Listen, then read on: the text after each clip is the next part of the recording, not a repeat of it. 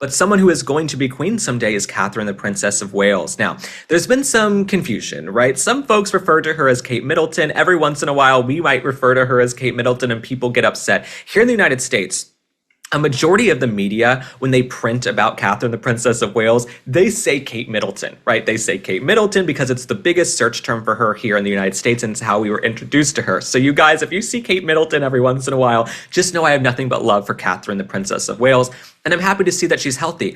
But the last week has been a roller coaster. Strap in. It was a roller coaster for her because Catherine, the Princess of Wales, she went blonde. She went blonde, a little bit blonde. And now she's back to being brunette, okay? One thing about her, Catherine, the Princess of Wales, she's a fashion icon, right? When she puts something on, people are going to want to emulate it. They're going to want to copy it. It is going to sell like crazy. People are going to make knockoffs. But this blonde hair really caused a lot of stir. I was rooting for it, okay, because I've seen this film before. To quote Taylor Swift, I think I've seen this film before. So she went blonde. And this is how it starts, you guys. You go a little blonder. You dip your toe in, you think, oh, maybe I'll go a little bit blonde. Then you go a little more blonde. And then before you know it, you're Link Lauren blonde. Okay, so before you know it, you're really darn blonde. And so Catherine, the Princess of Wales, she tried a little bit of blonde hair. Some folks said it could have been a wig. Of course, she's just come out of cancer. She's been very open and authentic about struggling to get back into the routine and to parent and to show up as a wife and a mother and as a public servant and public figure coming out of her cancer. And so I think it's incredible that she's open and authentic about that. But I love the blonde hair. People were hating on it. I thought, you know what? Let her try something fun. I think it's cool when people in the public eye try new things. They're not afraid to say, you know what? I've always wanted to try a little bit of blonde. Let's put it in my hair. And I thought it was cool. Was it my shade of blonde? No, it wasn't super, super blonde, but it was pretty blonde. And what's interesting, though, is that she went to a rugby match, and we have all this information, right? She goes to the rugby match. She debuts her typical gorgeous brunette hair. So the blonde hair lasted about 72 hours. You know what I'm saying? I was thinking about Kim Kardashian's marriage. Do y'all remember when Kim Kardashian got married to Chris Humphries? And everyone said, oh my God, she's only been married 72 days. I was like, well, Catherine's hair lasted 72 hours, okay? That blonde hair lasted 72 hours. So let me read you a little bit about exactly what she had going on, exactly what she was wearing, and she's back to her more brunette hair, okay? And thanks to my producer for putting this together because she knows way more about sports than I do. In fact, I'm the one at the US Open, but she knows way more about sports. So putting the show together with her is such a blessing, okay? So the Princess of Wales, she was pictured taking in the Women's Rugby World Cup on Saturday with what happened to be a darker dew. This is how the British media writes, albeit tinged with muted golden undertones, pulled into a chic half ponytail. This was the Women's Rugby World Cup 2025. And let me break down exactly what she wore, because I know you fashionistas, you want to know what she wore. Okay, I'll break it down for you. I'm like the new Joan Rivers, okay? Which is what you guys tell me. I would never say that about myself, but you guys are like, Link, you're sort of Joan Rivers reincarnated, because I have no problem discussing fashion and politics in the UK with the royals. I will break it down.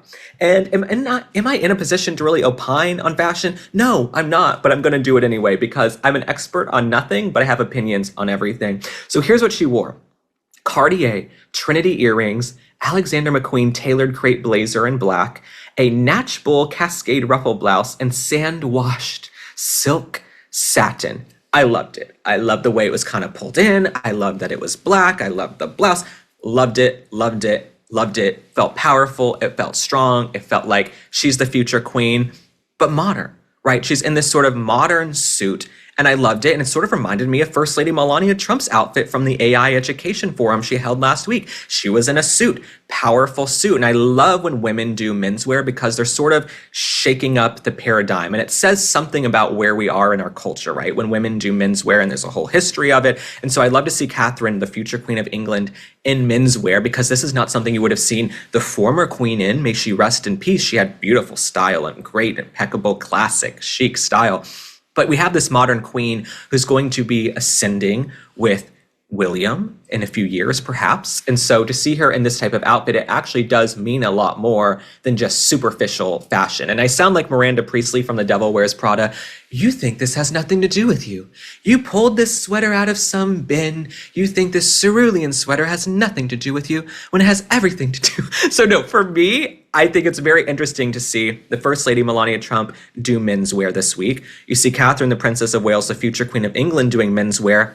It speaks to the culture of where we are and sort of this battle of the sexes and sort of this gender fight. I think it's very interesting. I think it's very, very interesting to see the First Lady and the future Queen of England doing menswear in the same week in this very powerful suits and then tackling big important initiatives on their own. They're like, look, we don't need our husbands. We're smart, badass women on our own. First Lady Melania Trump, Catherine, the Princess of Wales, and we're going to tackle these issues that are really important to us. So shout out to Catherine. Trusting insurance agents or the government with your Medicare is way too risky. That's how millions of people get stuck on the wrong plan and don't even know it. In fact, the Department of Justice just sued 3 major Medicare brokers for pretending to be unbiased while allegedly pushing people into the plans that got them the biggest kickbacks. Super shady. And honestly, Medicare is confusing by design. No one should have to figure this out alone.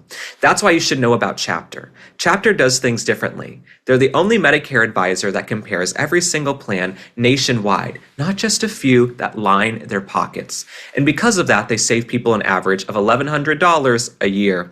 So whether you're brand new to Medicare or already signed up, this could be the most important call you make. If you're on the best plan, they'll tell you. If there's a better one, they could help save you thousands. It's free and fast. It takes less than 20 minutes for them to review your options. So call 661-370-3275 to actually feel confident about your Medicare.